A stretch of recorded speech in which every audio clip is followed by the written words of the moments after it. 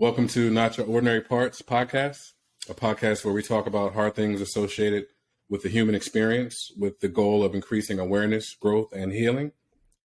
You may hear information from professionally licensed therapists, life coaches, healers, doctors, etc. This information is not medical advice or therapy and is not meant to replace actual therapy or instructions given by a doctor or a personal therapist. I'm your host, Jalon Johnson. I'm not a therapist. I have no background in psychology or medicine, and in my opinion, I'm no one special. I just decided one day that I wanted more, and I wanted to heal the things that I was hiding, and I started my journey. So what you're seeing is a byproduct of that decision, and I hope that what I'm doing is helpful to anyone who's interested or has that same desire. My guest today is Alex Flores. Alex is a trauma-informed fatherhood coach, a men's mental health advocate, a reflective practice practitioner, and an early childhood education consultant. But first and foremost, Alex is a father. Alex holds a master's degree in early childhood education and focuses his studies on childhood trauma and its effects on child development. He's been working closely with families and children in the social services and mental health sector for over a decade. Alex helps fathers build deep connections with their children and families by deepening their connection with themselves, and believes all fathers want to be the best version of themselves and truly want to show up for their children and families. So Alex, welcome to the show.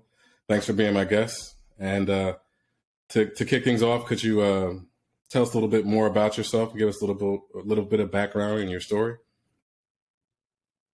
Thank you so much, Jalon, for just inviting me on the show.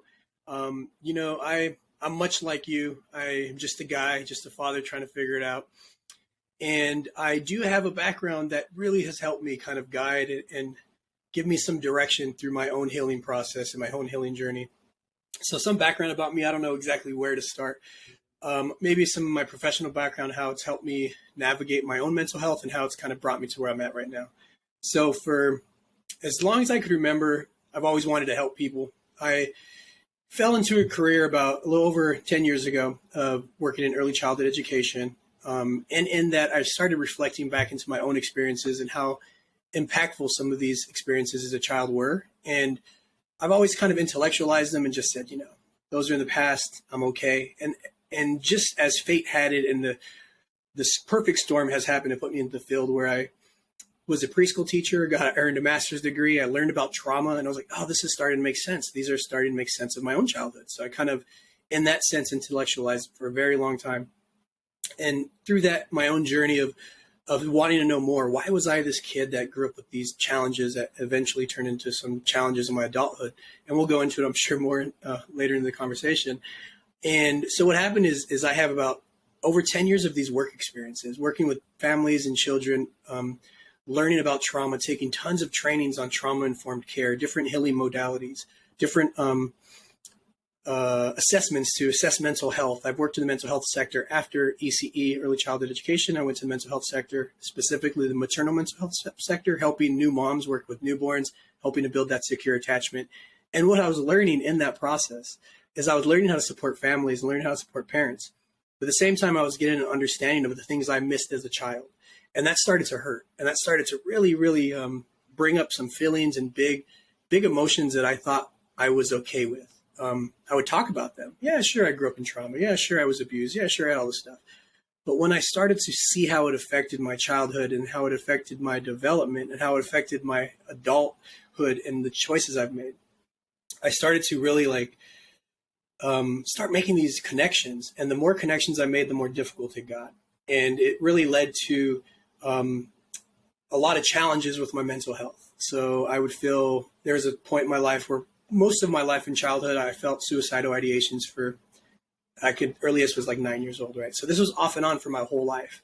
And when I got into this field, I started learning a lot of stuff and reflecting on my own stuff. And one day my life just felt like it was falling apart. I just could not be what I thought I wanted to be, who I wanted to be. There's a lot of barriers, a lot of stuff that was holding me back. And I just decided I couldn't live that way anymore. So I went all in, and I was lucky enough to find an intensive outpatient program, which is a It's a program for mental health where I went there for 5 days a week, 6 hours a day for 3 months. And we did, talk therapy, we did breath work, yoga, different type of holistic sound bath meditation, stuff like that. And I was coming from 10 years of mental health, intellectualizing this stuff, being like kind of an expert in the field of the work I did. And when I was having my own struggles, I was like, man, all this stuff, I should know this, right? I should be able to be a good parent. I should be able to manage my own mental health. I should be able to understand what's going on. I know I've read the books, I've gone to school. And what happened is I just couldn't anymore because I started to realize that it was so much more than thinking about it, and it was really feeling it. And when you go your whole life not feeling your feelings and you start to feel them, it's pretty intense. It's pretty scary. It's very dysregulating. So I luckily have been able to get to a point in my life where all the intellectualizing, all the book knowledge, all the understanding of psychology and the understanding of trauma, I started to understand what was going on in my body. And instead of being really fearful of it, I got excited because it started to make sense. So I started telling myself, man, I have so much training. It should mean something. So when I went to this IOP, I was just all in, and I said, I'm going to trust the process. I have never done holistic approaches. I've never done breath work. I've never done yoga, and I trusted it. And that was one thing that got me to a point where I was able to connect back into my body and my feelings. And then I started feeling my feelings, and that was extremely dysregulating. And what happened is all my experiences have allowed me to put frameworks and understandings of what's going on in my body physiologically, psychologically, and then manage them and then kind of get through them. And part of that is just my reflective capacity of being like asking myself questions and then being able to see how my feelings are coming up and then giving myself grace. And that's something I was not able to do 3 years ago. Something I've always wanted to do, but did not know how it looked. So a little bit of background on myself is I'm a guy on my journey, my healing journey, and I have, by chance, the perfect storm of experiences in my professional life and my personal life where I've learned a lot along the way. And a lot of the tools I have learned are not necessarily tools that I will share exactly how to do it. It's more so the tools that I ask and work with men and fathers and parents is like that reflective capacity. Because once I had that reflective capacity, I was able to look at my life and give myself grace, and at the same time learn from the lessons and struggles I've been through. So that's kind of all over the place, but that's a little intro of me, how I got to where I'm at. And as a trauma-informed fatherhood coach, when we're working on being a good father, all of this stuff comes up, and that's why it's really important to work with someone that can support you through that, because it can be kind of dysregulating in the sense when you start making these big realizations, when you have this reflective capacity to look back at your childhood and how it affected choices going on through adulthood. It's pretty overwhelming. And a lot of men are doing the work and they're doing it alone. So I'm here to support men with that. Wow, dude, that was pretty incredible. I'm so excited to get into this interview. It's one thing to read the books and watch, people on social media, but I don't think I've ever sat with someone, a man, and heard a story that impactful. So, again, thank you for being my guest. I'm going to learn so much from you. I can tell just from listening to you for those few minutes. And it wasn't all over the place. It was very, very just powerful to hear that. So can I start asking questions? Go for it, man. I'm an open book. I have no problem being vulnerable. Being vulnerable is something that has saved my life quite literally. So I'm here for the questions, man. That's something that I have been discussing lately, is that vulnerability is always seen as a weakness, but it really is a superpower when you can harness it. Yeah. But I'm sure we'll get into that as we go. So yeah. First of all, what is a trauma-informed fatherhood coach, and what does that look like? All right. So trauma-informed is essentially understanding how trauma affects somebody and how it affects how they show up in that situation, not only with how they're speaking and presenting themselves, but what's going on internally, right? So most people, if not all people, experience some kind of trauma in life. From being born, you're just ripped from the womb into a cold, bright room with doctors. So right. Those different levels of traumas, you have big traumas. And I know you've had really great guests on your podcast that have excellent explanations of this. So I'm going to try to make it really brief, where when you experience trauma, it's something that your system is overwhelmed with. So in my case, I experienced a lot of childhood trauma, and it was big events that were, domestic violence, witnessing domestic violence and being a child completely helpless, and some smaller events of just maybe being neglected because my mother was working 2 jobs and I had to stay home as a latchkey kid in the 90s, which is a pretty normal thing. A lot of people might not think about it as a trauma, but when you think what was happening to a 5 or, well, I wasn't 5, maybe 6, 7, 8, as they're home and they're really scared for their mom and want comfort, but the mom never comes home. That's an event that my body is not able to process in that moment. So I would have to find something to make me feel safe. So in that moment, maybe I turn to TV and I just numb, and I never let myself complete that feeling. It gets stuck there. So, and it's not a quick way to explain trauma informed. It's not about what's wrong with you, right? So if you have a child who's been neglected, not necessarily on purpose, but because it's just the case of poverty, maybe it's whatever is driving that neglect. When I get to school, I'm going to be dysregulated. I'm not going to trust people. I'm going to have an attitude. I'm going to be looking for love, but not knowing how to ask for it. So that might come up as a 5-year-old throwing tantrums. If that 5-year-old throwing tantrums gets sent to the office and then gets scolded, then those feelings get all trapped inside that kid, where he just wants to express he needs love, care, and support. And at the same time, all of these things are happening where he expresses himself a bit through anger because he doesn't know how to express himself anymore. And then all of these chain reactions happen. So that child never gets to express and feel to completion of those emotions. So that experience that he was experiencing of having the mom not come home until 8 or 9 at night, and that loneliness, and then the escapism he got through the TV, he's never been able to process the yearning for wanting to be cared for and learned. So that carries on into your adulthood, into your childhood, and that shapes the way you cope and you navigate your life. And it's not about what's wrong with you, right? Because you might say, what's wrong with that kid throwing tantrums? It's about what happened to you. And it's even beyond what happened to you. It's how are you experiencing what happened to you internally? So that's another step that I've noticed within my own journey. It's like, okay, first, it's not what's wrong with me, because I've had diagnoses throughout my whole life. And then, okay, it's not what happened to me, so I was neglected. Okay, so a lot of people are neglected, and some people are okay, and some people are managing fine and they're abused and they're managing fine. But it's about, how did I internalize it? How did my body interpret it? So for me, I internalized a lot of it. Most men, I think, do, and they hide it. So it's not what's wrong with you. It's about what happened to you and how you felt it.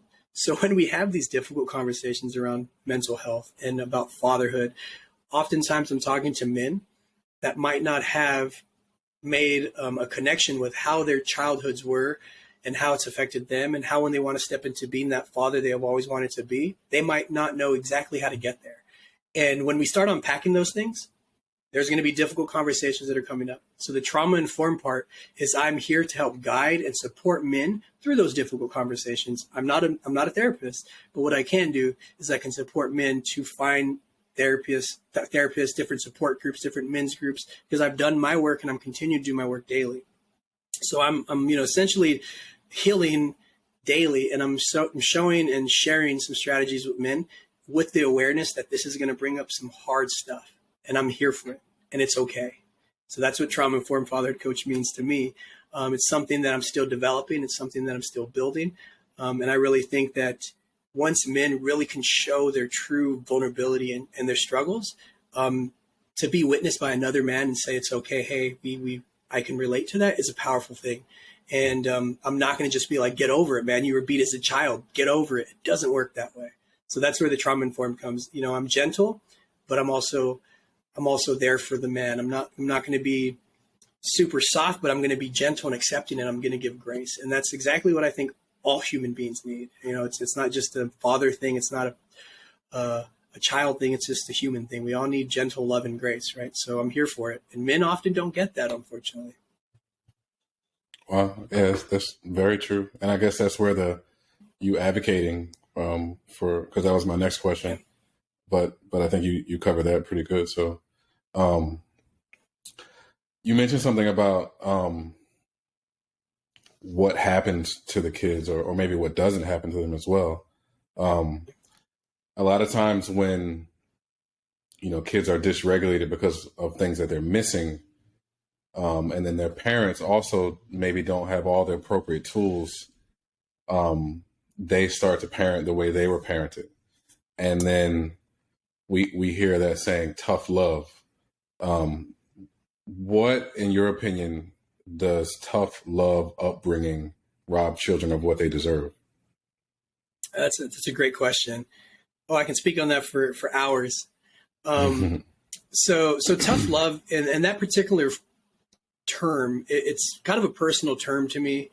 I remember my mom saying that because she found a book in the 80s that was called Tough Love. And I haven't Googled it and read the Amazon reviews, and it's traumatized hundreds of thousands of kids over the years, man. And it's really teaching this no nonsense kind of approach to parenting that has an authoritative kind of value system that a child is just going to do it and pull yourself up by the bootstraps. And, like if they're crying and they need attention, we'll tell them to get up. Like, it's not healthy. It's not designed to produce a empathetic, well-rounded human being. It's really designed to have us shut down as children, our natural instincts to feel our feelings at the visceral core that they are, right? When you see a child throwing a tantrum, it's because they feel that big. It's because whatever is going on in them is that big. It might seem really pointless to a parent because their cookie broke in half, but to a child, that's the end of the world. And it's not about the cookie, it's about the feelings that come up, right? So if we go to shut down a kid because they're crying about a cookie that broke in half and they're 4 years old, and as a parent, I try not to do this, and I know I've done it because it comes up because I've been raised this way, and I'm consciously always making different choices. But a tough love approach would be like, it's just a cookie. And that first word, it's just a cookie. The child's going to think, but my feelings are big and real. This is scary, but it's just a cookie. I must be wrong. Let me figure out how to be right for my parent because it's just a cookie. That cookie might have brought up emotions way deeper than that cookie, but a child's brain's not going to process that. They're just going to feel it. So a tough love approach might just be like, get over it. Don't cry. It's just a cookie. I grew up, with that same sentiment, like, don't cry, get over it. It's just a cookie, or it's just a little thing, or at least you have this, get over this, and like that created a child who did not like to cry. And when I did, it was typically a full on blown tantrum and, fighting other kids and fist fights. And that led into not being able to ask for support, not being able to feel my feelings to the sense where I know what's going on in my body. So anytime I had feelings come up, it was often filtered through the only feeling I understood and could control was my anger and rage. And a lot of men have this, and I think a lot of men feel it inside. And some men have really great coping strategies to kind of deal with the feelings that they might not have been able to express as a child. And some other men might not. It could show up as something as a video game addiction or a porn addiction, or maybe, I rode my bike a whole lot. And that was part of my journey. I was a cyclist, but I was addicted to it hundreds of miles a week, and that was my getaway from having the feelings come up. So it really leads to looking outward to try to find ways to stifle inward. Because when we want to be tough, we're putting on this exterior to what we think the world wants to see. And in that, we're never really being true to ourselves. So it really robs a child that safety and security they need between a loving caregiver to truly explore the world around them and become who they truly want to be and who they are meant to be. Before we have the ability, a parent has the ability to be like, no, we're not going to do it this way. That's wrong. And automatically puts those thoughts in their head that they're not correct. And it's hard to live your life when those beliefs are ingrained in you from your caregivers that say they love you, but they're showing up in a way that doesn't truly let you be who you are. And this is a journey. It's a journey to unpack this stuff. But that's what I think for me, and I think for a lot of men, tough love has really disconnected us from our feelings. It's disconnected us from feeling viscerally in our bodies because it's overwhelming, because at some point early in our childhood, we shut it down. And it's like a practice. If we don't know how to feel our feelings, when we start feeling them in our 40s, holy shit, it's hard, man. It is really hard. It's dysregulating. It's like, whoa. And at the end of the day, it's bringing us back home into that loving self where we love ourselves and we really build that deep connections with ourselves and give ourselves grace. And tough love doesn't allow that opportunity for a child to really develop those skill sets. Wow. I appreciate that. That said was a lot of stuff. That was a very thorough and detailed explanation. And especially because you can speak from personal experience. So I think that gives a bit more oomph to it. Wow. I mean, it's so much to think about. It's a lot to unpack, like you said. Um, now, because of maybe receiving tough love, we don't know how to regulate our nervous systems, and then we do things that make us, seem like we're a bad kid, or we just don't know what we're doing, or things of that nature. And then from an early age, it seems like men are conditioned to believe that expressing their feelings or crying is out of character with masculinity. Is that something you'd agree with? I think that's something that is very like I say, it's personal to me, but I say that, and I would imagine a lot of men are like, yeah, me too, man. Like, I grew up, a son of immigrants. My father, my stepdad who raised me, came here on political asylum in the 80s after a war in Nicaragua. So he was very macho, very machista. Los hombres no lloran, like, is what I heard. The men don't cry. Men don't cry. Like, this is what I was told at 2, like 3, 4, 5 years old. So of course kids cry, boys cry, but when you're told not to cry, something else has to happen. Some children, some boys, they just kind of become avoidant of their feelings and shut down and just, they're okay. They seem okay. They just become kind of complacent and avoidant.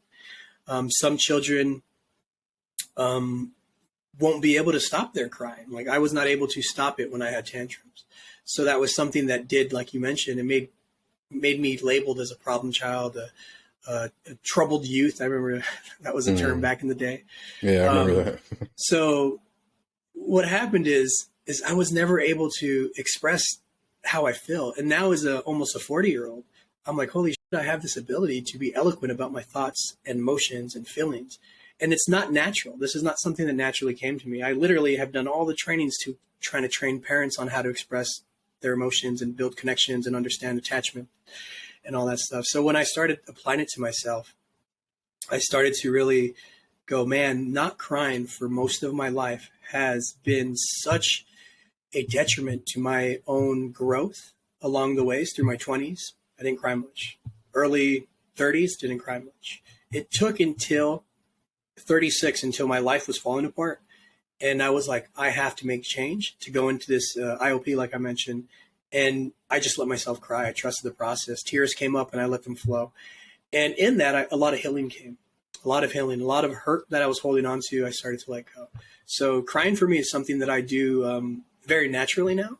I'm not ashamed of it. I cry just because I couldn't cry as a child. Like, it's that deep for me.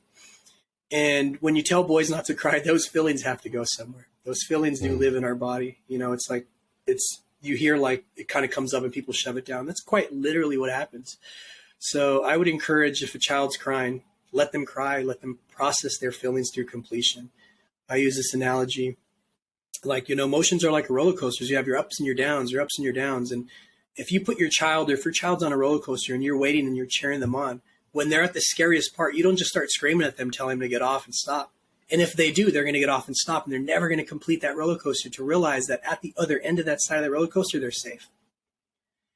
So if you're telling a kid to stop throwing a tantrum and stop crying, they're going to shut down and they're not going to be able to experience what that crying was there for. It's that expressive need to express themselves, to feel the full spectrum of their feeling.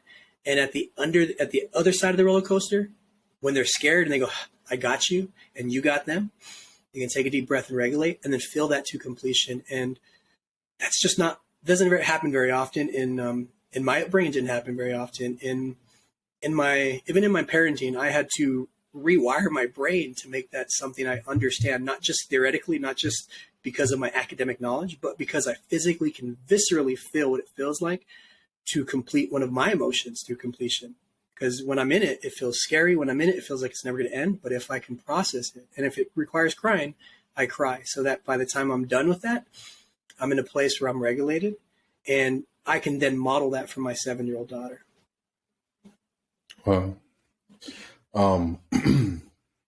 crying is a way of the body to release emotion. It is a natural release. And the roller coaster analogy that you gave, I thought was amazing because I've never thought about it like that. But like you said, your stepfather, he would tell you men don't cry, or, or boys don't cry, or what have you. And I feel like there's always been this stigma surrounding crying for men, that if you cry, it's because you're soft or you're weak. And I don't know where it started or how it started, but it's always been something that has been part of my generation. And it seems like yours too, or even our parents.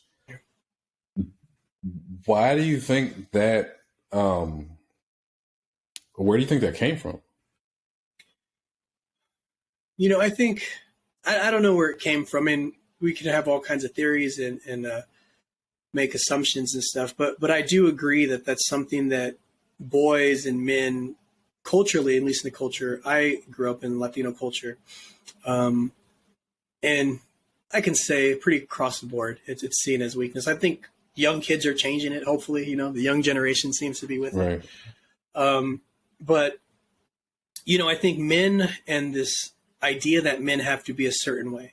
We have to be, strong and providers and warriors and fighters, that crying is the opposite of that, because if we cry, then we're not getting things done. If we cry, then we're not strong enough to just forge through and suck it up. The problem with that, what I find is men do have the capacity to do really hard things, right? We do have the capacity to suck it up. We do have the capacity to forge on. And we also have the capacity to look at what we have with us and unpack it and learn a new way to be. Because when we learn a new way to be, we're going to open up our capacity to just be a better person, a better father, a better husband, a better partner. Whatever we're able to access with this understanding that crying is just part of human nature. It's a release. We're creating space for new things, new experiences. In releasing and crying, we're creating space to then understand a situation and reflect back. Why were we crying? How do we feel after? Where are we feeling in our body? I do a lot of somatic experiencing, like strategies and techniques on my own self. Like, where am I feeling this? In my chest, my stomach, or my hands? So I do a lot of that stuff. So for me, I make crying for me is something that gives me information. It teaches me. It reminds me that I have myself. I have my own back. I can soothe myself.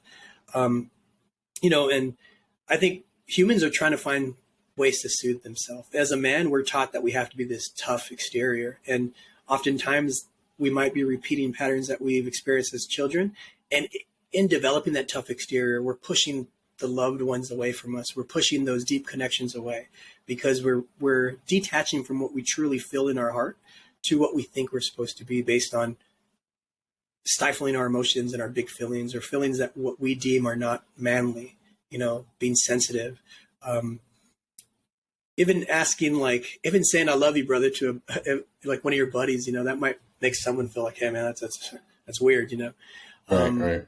So being comfortable in that, and that's why I think it's really important that men can get comfortable with their feelings. And, it's not, every man's not going to just talk to me and start crying and bawling right off the bat, but it's something that if it happens, there's no judgment. We've been there. I've been there. Most people have. And if you haven't, then sit with yourself and kind of understand what's coming up. You don't have to cry. It's not for everybody, but it's something that definitely is a tool to access some growth in oneself. I agree with that for sure. So some of the things that you touched on in what you do with the families that you work with, do you see that there is a different expectation for men expressing their feelings or processing their emotions as opposed to women? Yeah, definitely. When I started doing this work, I was working with new mothers. So it was a maternal mental health program, so home visiting program. And I was trained to go in and do some screenings and assessment and assessing their mental health for postpartum mood disorders. And there's a lot of resources out there for women, right? And when I would go there as a man, it was a little different because it was out of character for a man to be in that field, but I just happened to fall into it.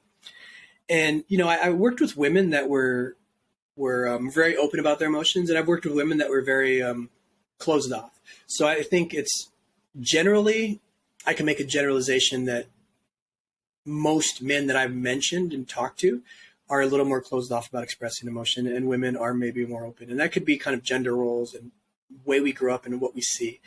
And it's also, I think about some of my buddies that I grew up with, and just the stuff and even it's crazy to think the early 2000s, man, that was like a crazy time, right? When you walk around with your buddies, joking around, saying no homo and all that stuff.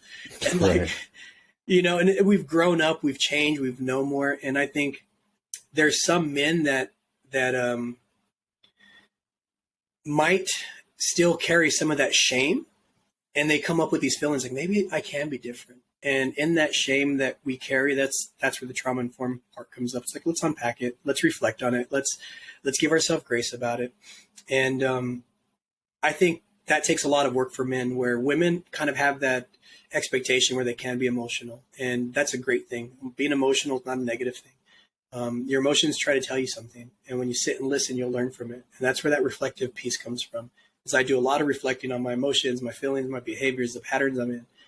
And instead of ruminating about it, I recognize the patterns. And one of the patterns is, for me, it was hard to feel my feelings. So then what I did is I sat with my feelings until I got comfortable with it.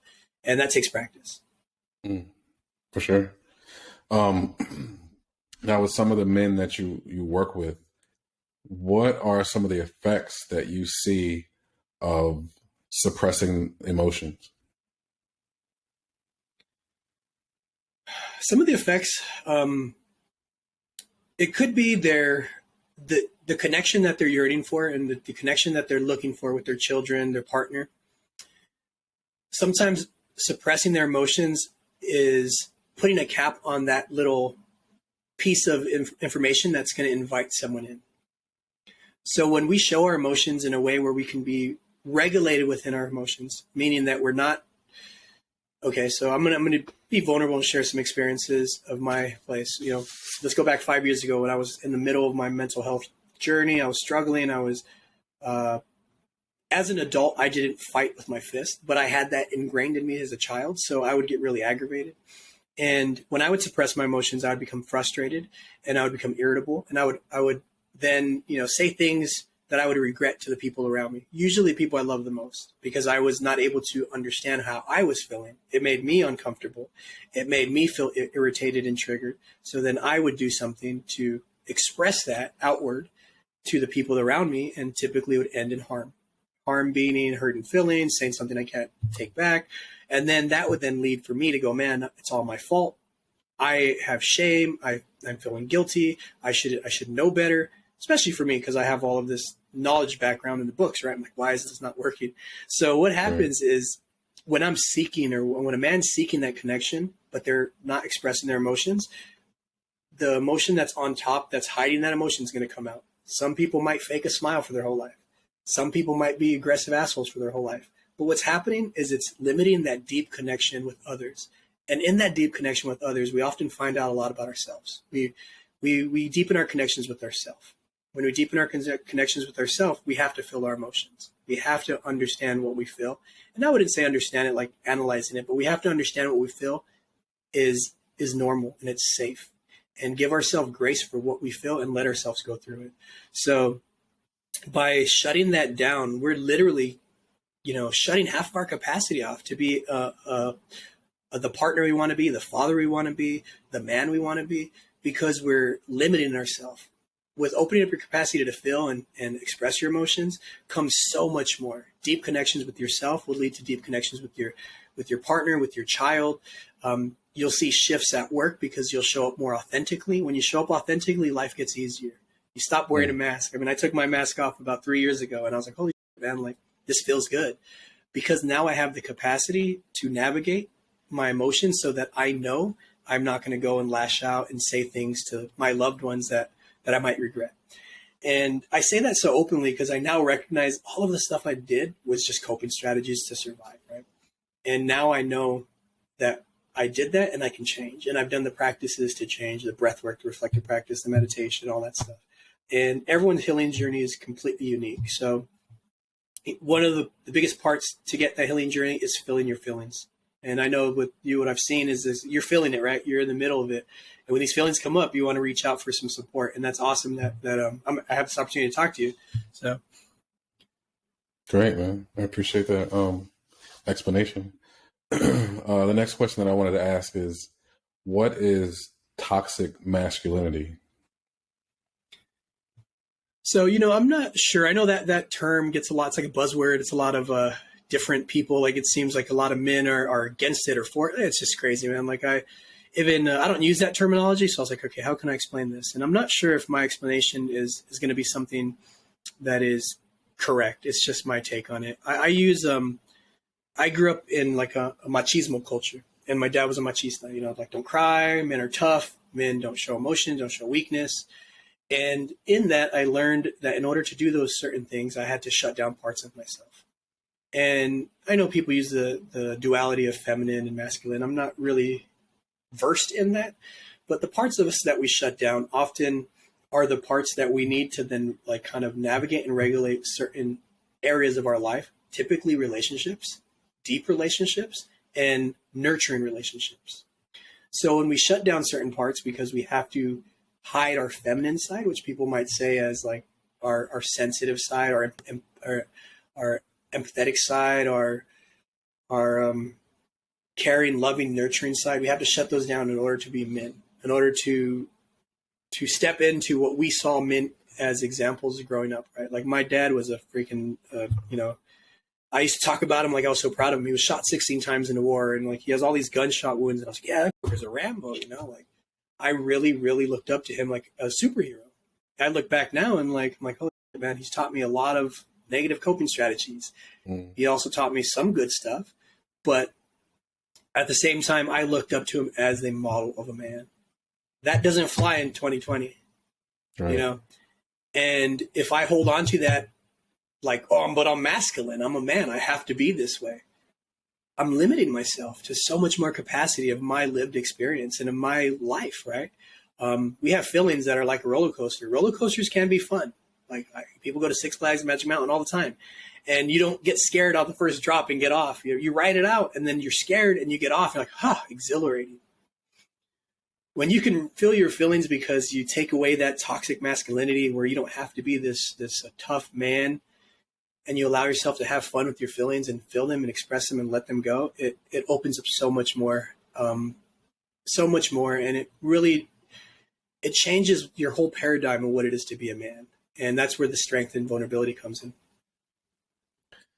I think that's a great lead into how can men learn to be vulnerable. Yeah, I think through relationships, through deep connections, through finding safety, men often are the providers of safety. And it's funny that in my experience, and I speak on my own experience because that's the only experience I know, right? And I know my experience is a shared experience in the human experience. It's just different lived, examples, but it's an overall encompassing feeling, right? So men are expected to provide safety. And I, from my own experience, never felt safe. Never felt safe in my home because of the child abuse. I've never felt safe at school because I was labeled as the bad kid, and my only way out was to talk back and to pick fights. And at some point, I laugh about this, but I wanted to provide safety so bad, and I wanted to be safe. In middle school and grade school, I used to beat up bullies because I witnessed domestic violence. So I would go to school and see people getting picked on, and I would go beat up the bullies. So I've always wanted to be this person that provided safety. And even in my marriage, I've always wanted to be safe. How do I provide safety? And I just never knew how. If I've never experienced it, how can I provide it? So I had to learn how to do that. And how do I learn how to do that? Is I had to learn that I, first of all, could admit that I don't know how to provide safety because I'm not safe within myself. So that's where the vulnerability piece came.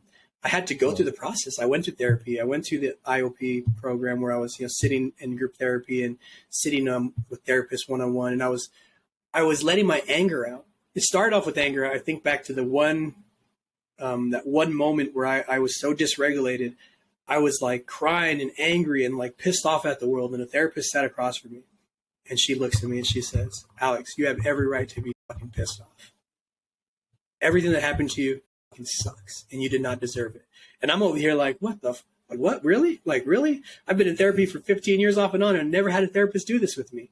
Because when I came up with this anger in other offices, back, 10 years ago, 5 years ago, I was kicked out of offices, literally kicked out of offices. Like, oh, excuse me, sir, we're gonna have to call security. I'm but. That's all I knew how to do. And this therapist sat there and looked at me in my eyes and said, I see you. And that's when I realized the power of vulnerability. I was like, holy shit, man, this person sees me in all my ugliness and rage. And what I learned is on the other side of that, really, you see me. Like the rage, it's washing away. I'm feeling better. I'm feeling warm. And for me, that was a moment where vulnerability became a superpower because I shared this in groups in the IOP with other people. And I saw people looking at me like, holy shit, I feel that, but I don't have the words to say it. And I've just been so lucky to have like the perfect storm of all of the trainings I've had over the years of different modalities to be able to take it from intellectualizing and to then connecting it to my heart and my body. And once I had that switch, I was like, oh, this is my life. I get to tell my story. And it doesn't matter what other people's judgments are. What they judge me, it doesn't matter because this is my story. And I know that I'm out of the pattern that I've lived in. I'm breaking the pattern. So I have no shame. Yes, I commit. Yes, I did these things. Yes, I was, admitted to IOP programs for my mental health. And that's okay because I'm here on the other side of it. Do I still have challenges and struggles? Of course I do. But I know that if I share them with people that are willing to hear me, witness me, see me, be there for me, I know that this vulnerability is keeping me connected to those people that care. And it's also keeping me connected to myself because I'm not betraying myself if I'm hiding parts of myself. Like you mentioned earlier, like these parts are not to be hidden. These parts are what makes us great. These parts are what shape us. So this vulnerability as a superpower, it's something that is takes time and work and effort to get used to. But for me, it was like a switch. And I think it was because I hit a point where I needed to make change and I just decided I'm all in. And ever since I've done that, it's been a blessing. Would you say that that moment with the therapist where your anger was validated was a turning point for you? 100%. Yeah. I have a lot of big turning points along my journey. And that was one of them. Cause those are the parts I was hiding. That rage. I'm a 39-year-old man. Back then I was 36. Those are the parts that were that 5-year-old little kid getting kicked out of preschool for throwing toys at teachers. That was the same 12-year-old that swung on uncles because they told me I was going to end up dead or in jail. These uncles are laughing at me. And I was like, I'm swinging on you guys, So like, I'm a 36-year-old man at that point, but I had to hide all that stuff. And it's hard to go through your life with this weight, right? And it's kind of as if we carry like this backpack with all this hurt and shame. And I saw one of your guests talked about that. And when I started being aware of what was in the backpack, I kept it hidden even more. And then when I just said, this backpack's overflowing, and I just literally threw it out in front of that therapist, she leaned into me and said, I got you. I see you. Wow. And when she did that, I was like, this feels good. This is helpful.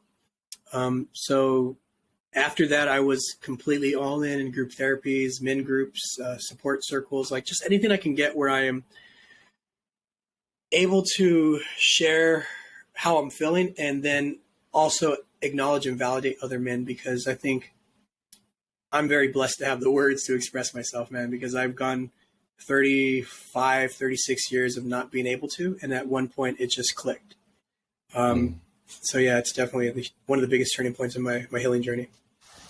That's special, bro. And then to have the awareness of it, because I feel like you could be the voice for so many without even really being aware of it. Just being you, living your life, your lived experience, and just sharing it. You're doing so much for so many because the people who don't know how to do it, I think that they're missing out on a lot. And that was what I was going to ask you next is the inability to be vulnerable. Can that affect men's relationships or more importantly, intimacy in their relationships? Yeah, it definitely does. And it definitely can. Being vulnerable, you're showing up as your authentic self, and figuring out our authentic self. It's a mission, man. It's a journey. I know that in my experience, it was as if like, and it's not for everyone's experience where it's so night and day. Like it was a long 10-year journey, and then I hit this switch. But when I hit that switch, I recognized that the relationships that I've built with the people closest to me were really stressed because I never showed up in my authentic self. I showed up with this expectation of the way I should be. A lot of those times, those expectations of what I thought I should be were not even aligned with the person that I was showing up in relationship with. And that's really complicated and challenging when you're trying to make those deep connections, especially intimate connections with a partner or a deep connection with a friend. I have a lot of really great friends that I make deep connections with, and I show my authentic self, and they accept me. They accept this goofy side of me. They accept all parts of me. They accept that, the 20-year-old something Alex that was an idiot. I take it back. I was learning, but and being vulnerable, we allow ourselves to be who we are, and we're going to align ourselves with people that accept us, and we're also going to learn a hard truth is that when we're vulnerable, it's going to make people uncomfortable. And that's when we got to learn our boundaries. And that's another lesson in itself, right? But I definitely think if we have a hard time being vulnerable, that it can limit the depth of our relationships. Because when you're vulnerable, you're truly coming from a place that's heart-centered. You're truly coming from a place that's authentically yourself. I kind of told myself, and I tell people, be the person you were when you were a child before someone told you to be a certain way. And to some people, they might go, that doesn't make too much sense. Like, you tell me you just want me to play with a bunch of toys. It's like, no, be that fun, loving, right, loving life child. And for me, that's really hard to reflect back onto some of the lived experiences I've gone through. It's really hard to find that moment. And so that's what I'm doing, is my journey is to get back to that. And I'm back at my heart self, my heart-centered. I'm heart-centered. I lead with love, everything I do. And in that, I'm okay, and I know I'm safe because my vulnerability is a strength. Like, if someone starts to pick my vulnerability up and start to say things that are making me feel uncomfortable, first, I don't have to listen, and second, it's not really me feeling uncomfortable; it's them being uncomfortable with what I'm saying. So, being vulnerable definitely helps deepen connections, and it's a good way to model. Like, when I'm vulnerable, people feel like they can open up and they feel like they can trust, and I earn that trust through providing a brave space. I don't say safe space because, when you share this stuff, someone could always try to make fun of it or use it against you. But it takes bravery to be here, right? The safe space is within myself. If someone comes out and says, man, Alex, you cry every single day, blah, blah, blah, I could be like, oh, they think less of me. Or I could be like, yeah, that's true. Maybe it is true. How does that affect me? What's that triggered in me? Okay, cool. I'm going to sit with it. I'm still here. I'm fine. And I can do that because I've experienced emotions like a roller coaster, and I've gone through to completion, and I know my emotions won't kill me.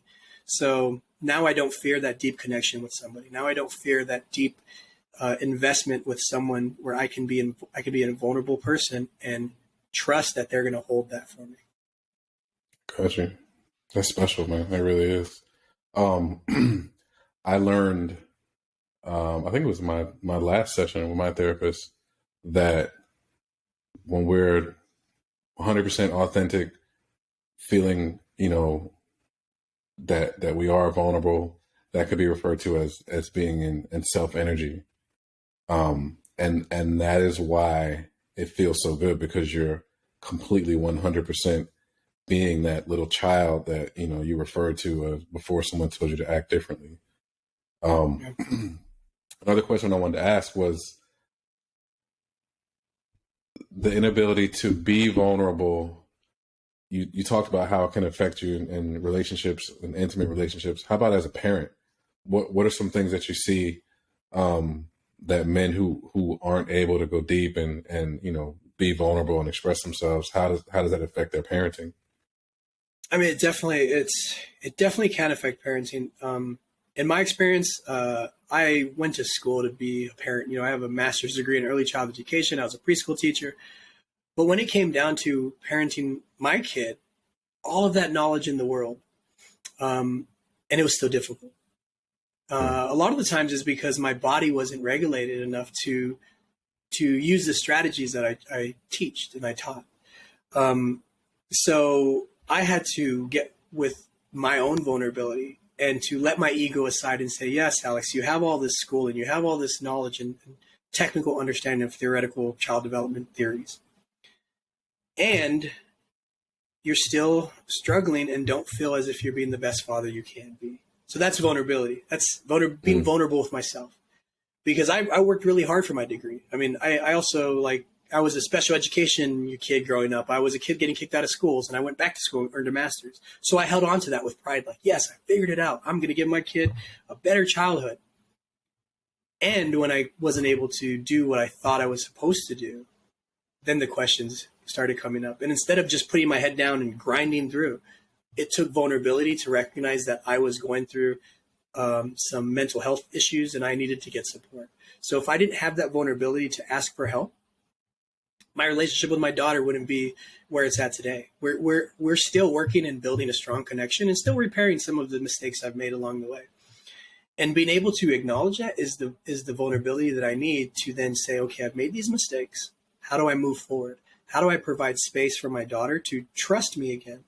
And in that, how do I regulate my nervous system so that when I show up to her, she feels safe, right? So the vulnerability in that is admitting that we need the support. The vulnerability is identifying that okay, this is how I was raised as a child. I don't want my kid to be raised that way. Oh man, I don't know any different. Okay, so that's being vulnerable. I don't know any different. No dad wants to be admitting that they don't know any different. That's a big one. I worked with parents that parent exactly how they were parented. I work with parents that do every single thing they possibly can to do exactly the opposite as they're parented. As they're parented. But these are two things that you have to consciously do. And when you consciously do that, you have to be vulnerable to know that, okay, this is not as easy as it seems.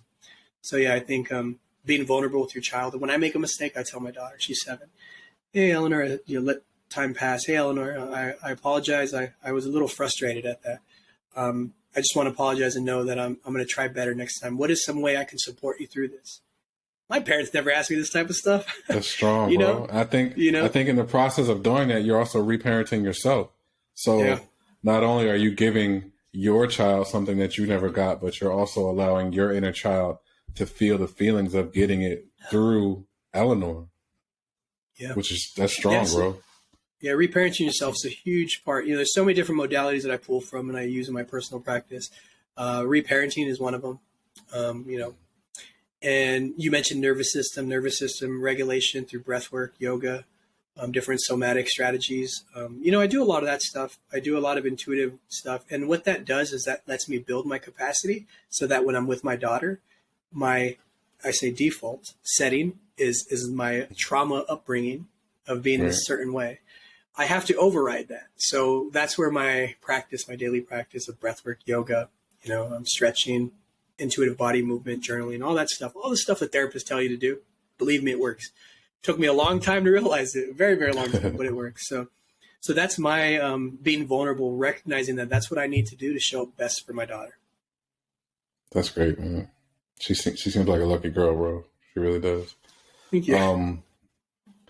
So a question that's a little off topic, because you work with men that aren't good at expressing their feelings or being vulnerable or just showing up when it comes to their emotions.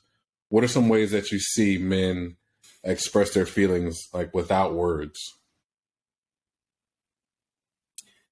I think it's different on kind of how you grew up and what your attachment styles are. I'm not sure if you've dove into that. And I did study some of this in school on just how attachment styles affect child development.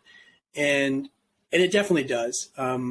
So there's a avoidant attachment style, there's a secure attachment style, and anxious attachment style, disorganized attachment style. So all that is shaped in childhood. So that's going to really shape how we express our emotions. So if we don't know how, if a man doesn't know how to express their emotions, they're going to go back to the patterns or the examples that they've seen throughout their life. And if they've witnessed domestic violence and angry chaos in their house every single day, when they're feeling emotions, they might feel sad, upset, depressed, anxious. It's going to be filtered through what they know, through anger, outbursts, maybe isolating, maybe turning to unhealthy habits. And oftentimes those are all seen as normal men thing to do, right? Mm. It could be like, all right, I'm going to go to the bar and hang out with my buddies, or, and sure, they get that, but is that meeting the need of actually letting them process that emotion? Another thing is they could be avoidant. They grew up seeing parents that didn't resolve conflict. They just avoided the conflict. They pretended as if it wasn't there. Children notice that. Children see that. Children can feel it. So that adult, that man might just avoid and say everything's okay. No, everything's fine. And every time they say everything's fine, they're shoving that down a little more, a little more, a little more. Every time they avoid those conversations to talk about their feelings or what's going on inside themselves, it becomes more difficult to get through your day, and then people fall into routines and fall into patterns. And then at some point you might want to change those patterns. And when you change those patterns, it's going to be really challenging to look back and like, oh man, like, I could have just talked to my wife about how I felt. It's not that easy, right? But this is how we recognize that when we reflect back on our behaviors, our lived experiences, our childhoods, that we can see how our inability to be vulnerable and inability to express our emotions has affected many of our life choices that have put us into places that may have put us in different situations where we maybe could have done it differently, but we didn't have the tools and experience or knowledge how to. But oftentimes we might feel shame, like, oh man, I could have said this, but I didn't. But it's about giving ourselves grace, because we have to learn how to say those words and how to identify how we feel before we express ourselves. And part of the work I do is trying to get that reflective capacity so that men could go inward and build that ability to identify how they feel, so that when they share it, it's coming up from a place of understanding and non-judgment and love, versus a place of shame and hiding how we might be feeling because we're scared of what the results might be, because it goes back to the childhood. If you're an avoidant child and your parents are always fighting, but behind closed doors, and when you go to reach out to them and they do something that might not meet your needs, you learn that it's not safe. You learn that it's not safe to reach for help. We have to rewire our brains. We have to start with recognizing that that's a pattern, and then coming up with plans on how to exit that pattern. So yeah, man, it's definitely, it could affect relationships on deep levels, on many different, professional. It could be partners, your child, parent, like many different, sister, brother, mother, father. Yeah. I think a lot of times too, you mentioned shame and guilt. We think we should know it, or we should know what to do because we're an adult. And because we don't, we feel shame or we feel guilt, which then just, it keeps the ball rolling and keeps that cycle moving. But I mean, you can't teach what you don't know. If you were never taught something, how can you know it? So I think to be able to have someone like you who advocates for men or families and say, no, listen, it's okay. Let me show you how to do this, or let me show you the way. That's the goal, bro. It really is. If you could use your platform to encourage men or to encourage families who are struggling with feeling comfortable with their emotional health, what would you say? I would say, for men that are struggling or are coming into this realization that, our emotions are there and they're not going anywhere. I think a lot of men at certain points in their life get to that realization, and they might not have guidance through that. And I would encourage seeking support, knowing that your feelings are valid, and there's a good chance that many men feel the same way. My experience in my life trajectory has given me a lot of lived experiences that have made me to believe that I was my trauma, made me to believe that I was not worth it or I was inadequate. That led to suicidal ideations most of my life that I hid. I think the first time I told someone was 9 years old, and then throughout my whole teenage years, throughout my whole 20-something years, I hid it. And when it would come up very fast and scary. So just know that, feelings can be intense, feelings can be scary, but seek support. And when it comes to making that first step, the first step is really kind of reflecting on what isn't working, what is working. And that's where I can guide, men. And I don't give advice. I share what I know. I ask reflective questions, and I really want to support men through this, seeking mental health support. I'm a strong advocate of mental health. If anyone needs or wants to seek counseling and therapy, like, I am there for them to guide them through that process, to support men, to make that first call with the therapist, to even find out if their insurance covers it. Like, this is what I've done for work for many years, and that can be a barrier, right? So the first thing is I want, everyone's going to get all within their feelings, and it's kind of woo-woo, getting back to themselves, learn how to love themselves. But in order to get there, we have to have these concrete resources. And I'm here to support men through that. I'm here to support fathers. If you're a woman that wants to support your husband or your partner, I'm even open to that, because we can talk about how we can provide support systems. So really, it's just knowing that you're not alone in this. If you have some big shifts on how you're approaching your fatherhood and just what it is to be a man, and you're making these conscious choices to change, those are the men I want to work with. Those are the men that are going to do the work. Jalan, I see what you're doing, man. I was so excited to see your podcast. Your ability to share your journey and your vulnerability inspires me. I'm so happy that I got this chance. Much like your mission, I'm sharing a story, and I'm supporting men through theirs, because I've there's so many cool things I can say. Like, I've gone through the shadows, and I faced my demons, and I've done all this stuff. And really what I've done is I've learned to love myself. And as cliche as that sounds, I want people to love themselves. I used to want people to love me, and now I want people to love themselves. Because when you love yourself, that's what's going to motivate you to be the best version of yourself. That's what's going to motivate you to be the best father. And that's going to make you want to do the work. And the work works. It really does. And I'm there just to support any men, any fathers, any partners, anyone that wants to have a little bit of a guidance and reflective capacity and want to expand. I'm here to support. Thanks. I really appreciate the opportunity to share my story and share a little bit about what I do. I think that you thanking me is a little weird, because listening to you, I got goosebumps just hearing you talk at the end, bro. I mean, you are amazing, man, and I mean that with all the genuineness that I could ever say it with. I think that if people like you were around when I was, learning how to become a man and needing help, I could have shaved half the time off of what I was trying to do, man. So thank you for what you do, and thank you for being a resource for so many people, fathers, families, children, everybody. I'm grateful to have had the opportunity to do this with you, more than anything. So where can people find you online, social media? Yeah, you're starting a podcast too, right? Yeah, you told me you're starting a podcast. No.